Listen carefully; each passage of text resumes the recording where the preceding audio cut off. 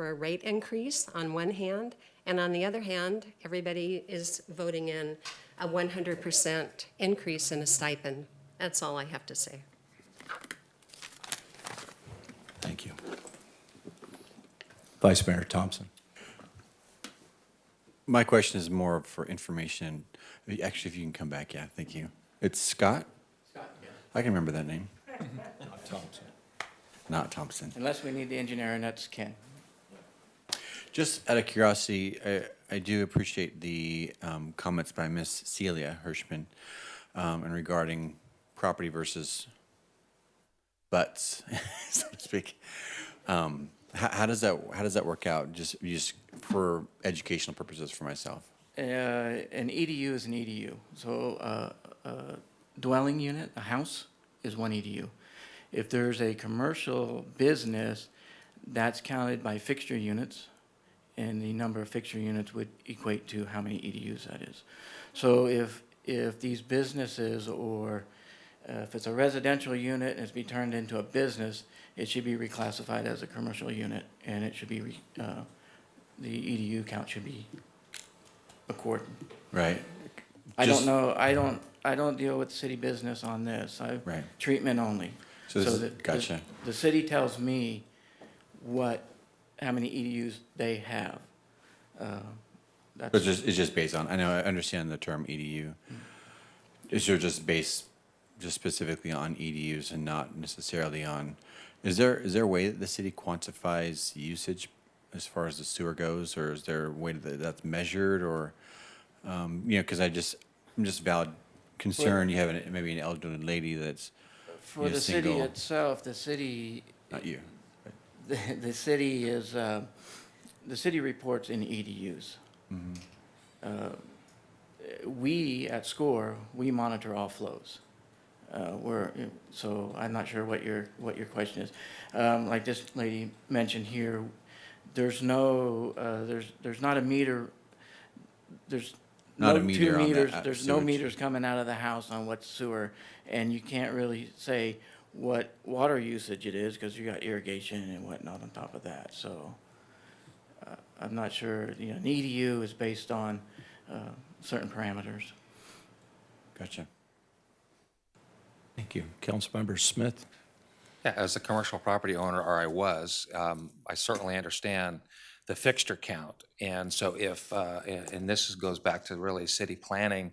So if someone changes the use of a property, and then they are applying for the appropriate permits, then that's going to change that structure. And so then they should be paying appropriately for how that facility is being used. In theory, that should be happening. So just to kind of address that, if people are following the rules of the road through planning and whatnot, then they should be being charged appropriately. Now, of course, there's a little wiggle room there as the EDU count and how many people you can put into a facility to accommodate their needs and whatnot.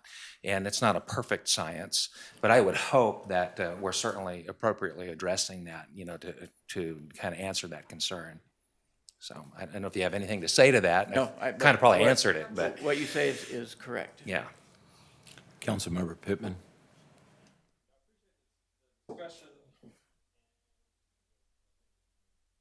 Okay.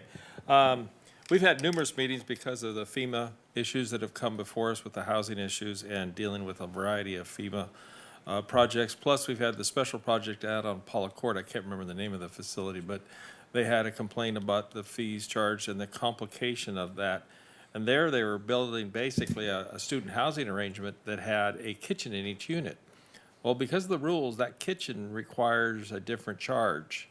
And I'm not sure if they've changed their plan on that or not, but one of the things we had to have a meeting is how are we going to evaluate that charge? How are we going to be fair to that particular application?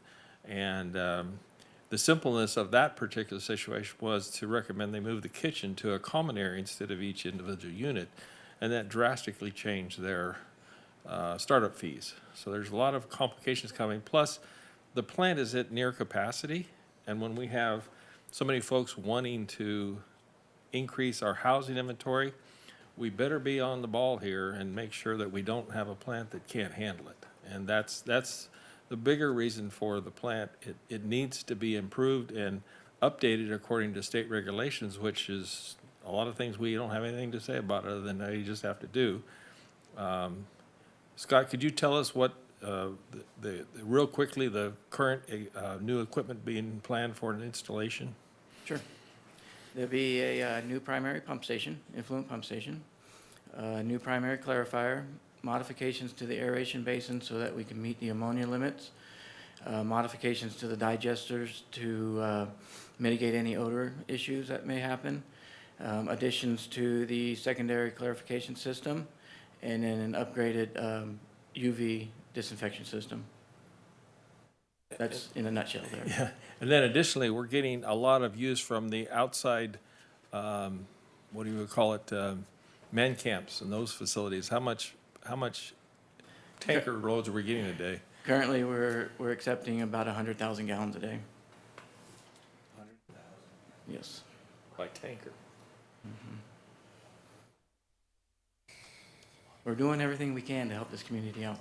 Yeah, Absolutely. yeah. Thank you, Scott. You want- Thank you. Anybody else?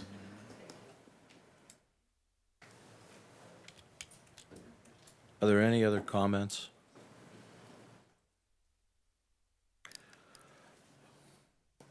Looking for a motion on item number 13 to adopt resolution 8808.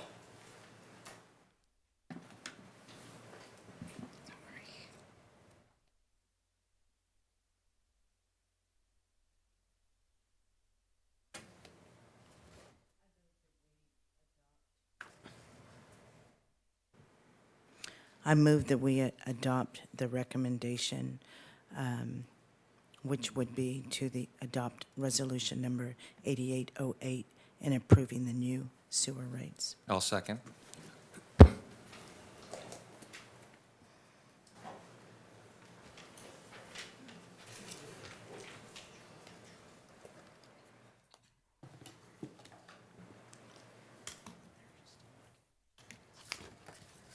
Motion carries. Thank you. Item number 6 was removed from the consent calendar. Do you wish to speak on that item? Yes, sir, Mr. Mayor. Item number 6 is simply a resolution of the Oroville City Council certifying to the Butte County, to the County of Butte, the validity of the legal process that was used to place these direct charges onto the secured tax roll. It also is authorizing the mayor to execute the Proposition 218 certification of the tax bill levy for fiscal year 1920 for sewer service charges. This is just essentially certifying what we did. We followed our processes and that we are getting it on to the tax roll so that it can be collected with property taxes. Thank you. Do we have any speakers on this item? Mr. Mayor, I do not have any blue speaker cards on this item. Do we have any comments from the dais? Having none. Councilmember Pittman, did you wish to speak? No, I was just ready to move the motion.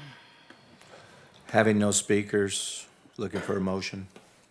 I would move that we adopt 8809. City Council and the County Butte validity of the legal process used to place direct charges on the secured tax roll and authorize the mayor to execute the Proposition 218 certification of tax bill levy for fiscal year 2019-20 sewer service charges.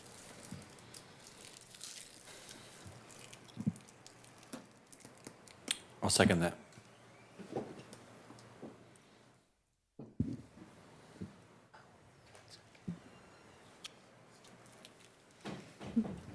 Motion carries.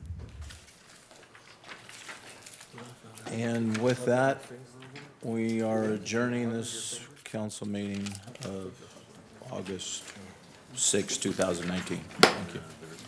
Hope to see you at the National Night Out.